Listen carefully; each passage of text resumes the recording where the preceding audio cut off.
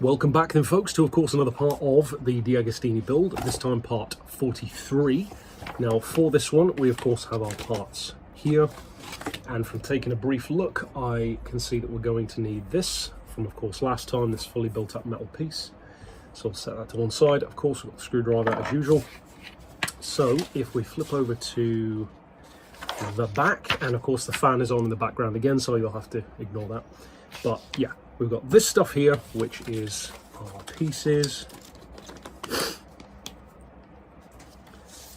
Exhaust piece, a couple of corner pieces, some cabling, and of course our screws.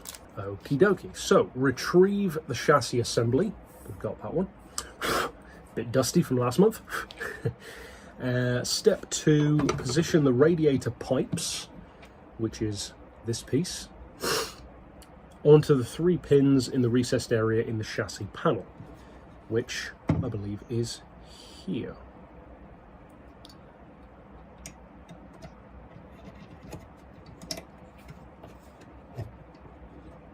Okay, so there we go.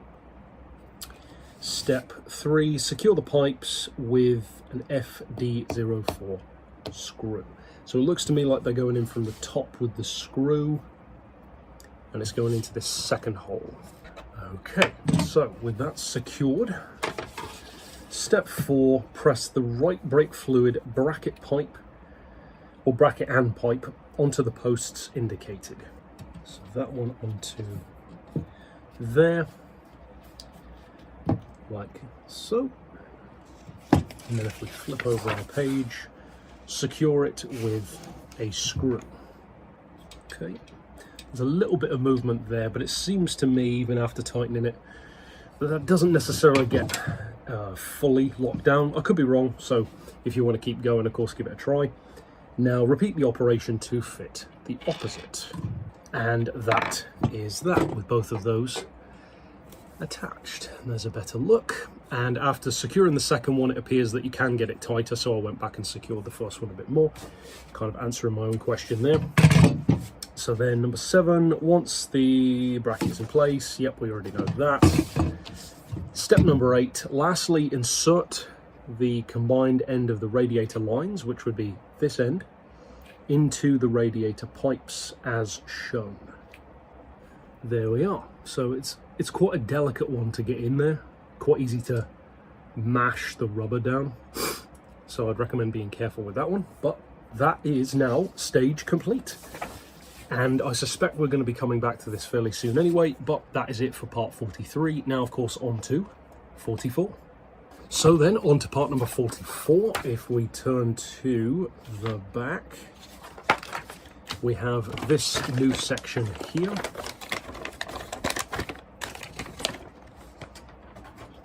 This larger piece, smaller piece, which we can open as well.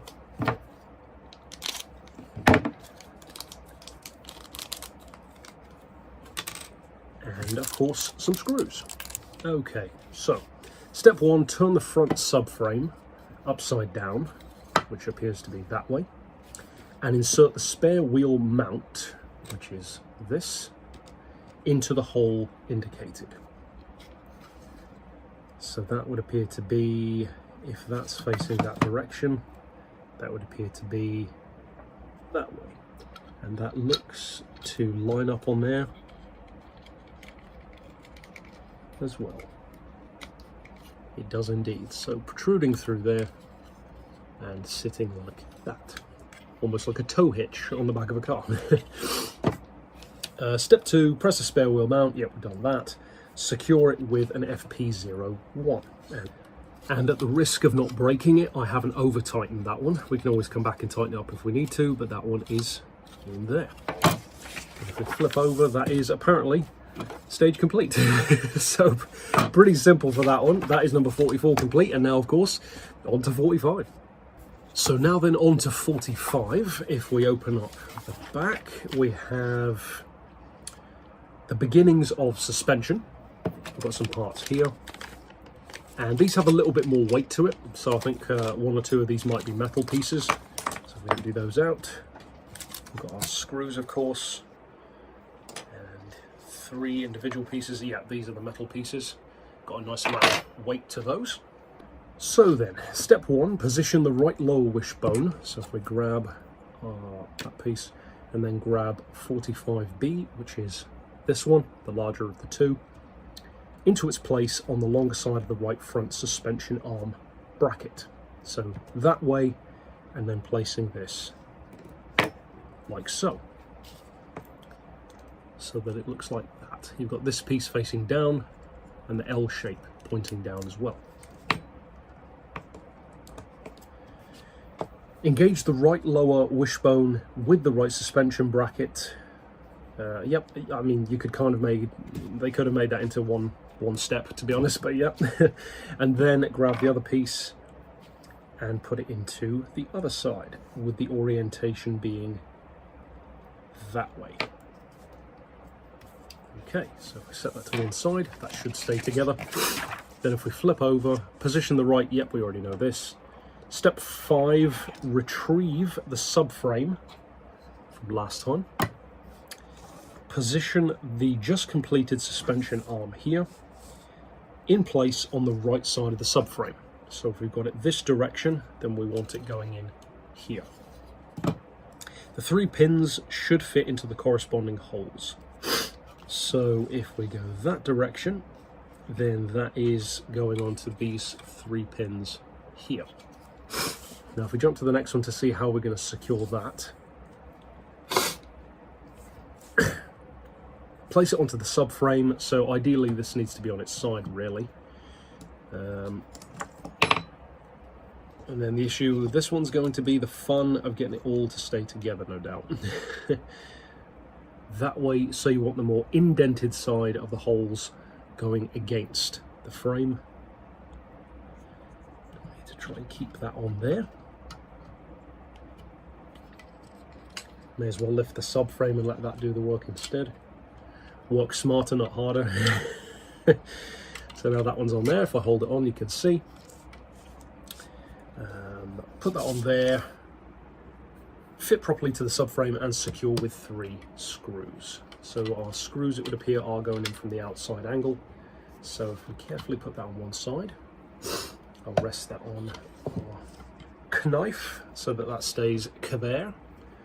And then grab a couple of screws.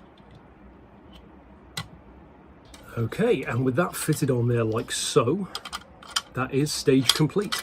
And for this one, I did tighten it up a bit more than I usually would, because you've got these extra, you know, weighty metal sections, plus it's on the side, so it doesn't have gravity helping it, so I tightened that one up a bit more. I have a feeling we're going to be coming back to this pretty soon, so I'll set that to one side. And that is, as far as part 45 is concerned, complete. So of course, now on to 46. So then, for part 46, to the surprise of no one, it is naturally following on from what we just did. If we turn to the back, it is in fact the exact same thing, but repeated on the other side. So we have our parts here again, and of course we have our screws, which I've already gotten out, and this piece, which we just had. And of course, with that tightened, we now have those fitted both sides. Once again, quite heavily tightened due to the weight. And that is, of course, stage complete. And just like that, that is part 46 done. So of course, on to the final stage of this particular episode, number 47. Now for part 47, the connection is a bit more tertiary to what we were already doing. It's still suspension related, but a little bit different. And I feel like probably some of the parts in the next shipment next month will probably continue on from this.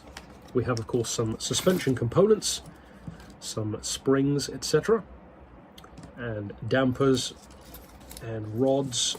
So if we move all of those across, and of course a bunch of screws as usual. But interestingly, as you can see already from the picture, we even have a returning old friend from way back in the series. I believe episode 1 it might have actually been, the wheel that we made way back. Still, as I said, I think last time, kind of strange that we've only done one wheel so far, but that one is returning. Doubtless, at least another one will be soon, I would imagine. So, retrieve the right wheel. Oh, actually, it says here from installment number 2. So we have that one, of course. Then insert one of the upper suspension joints, 47D. So it would appear that it doesn't particularly matter which one you opt for. and sounds to me like these are metal. Yep. Insert that into part 1 of the disc brake. That appears to be in there. Insert fully as shown. Yep. Place one of the lower suspension joints, 47E, which is one of these smaller sections, opposite, so on the other end. Note, it features a groove that engages with the upper suspension joint, ensuring the correct position. Secure it with an FD05. So we'll grab a screw in a second. Let's have a look and see if this one holds itself. To some degree, it should hold itself there for a moment. Now, I used a thumbnail, a literal one, not a video thumbnail, of course, to hold this piece in place while tightening up the other end to make sure that they were still together. They seem tight enough. You may want to use something more substantial than a nail to avoid breaking it, but that's down to you. So, if we set that to one side, retrieve the front subframe. So that one does indeed return. Slide the upper part of the right front upper wishbone, 45A, so that would be this piece, to the right to leave free space. Then press fit one of the shock absorber bodies, so one of these, onto the right upper wishbone. So you want the Lego end to attach onto this open section here, like so. And if we flip over, press fit the shock absorber onto its place on the crossbar, so that would be here, I believe. Yep. So this looks like one of the longer pieces, one of these longer ones. We have the male and female fit. So this one is the male fit onto here. That certainly appears to be the case. Place one of the shock springs over the shock absorber piston. Does the spring orientation matter? It doesn't look like it. Whoops. So place that one over there. Turn the assembly to connect the body with the piston end inside the spring so the three pieces can be coupled. So fairly obvious next step, but good to read it through anyway. So if we turn that one and we are connecting that one over there and then that one inside. And that is a very cool looking piece, how it's all coming together. I'll give you a better look there. Very cool, seeing the suspension come together.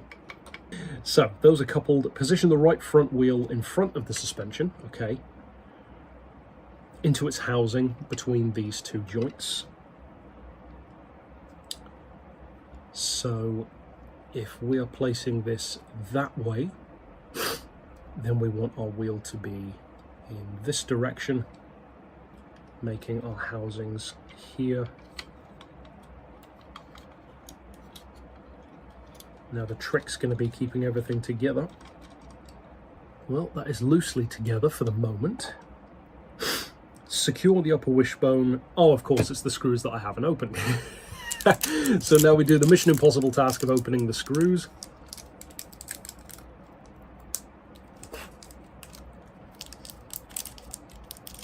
That was actually fine, to be honest.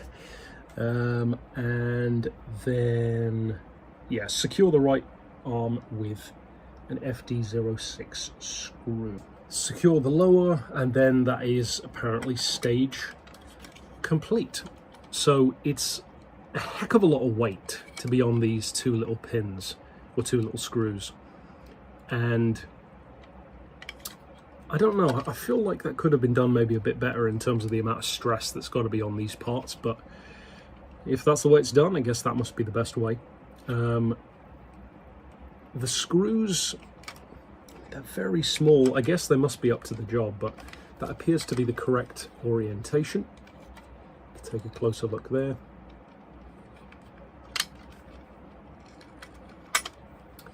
And yeah, so there we are in place. There's a little bit of movement there in the parts, but there's only so much you can do about that anyway. And although you can't really tell, we do have some suspension movement, but not very much at the moment because obviously there's not much weight behind it. And the springs are fairly stiff. And of course, speaking of springs, we have a few parts left over, which, as I said at the start, I suspect will probably be included next time. But for now, we're setting those to one side. Save the remaining set for later use. But with the subframe complete, this slightly fiddly section, but it wasn't too bad, complete as well. And of course, part 47 complete. I will of course see you back next month for the next parts. But for now, thanks for watching.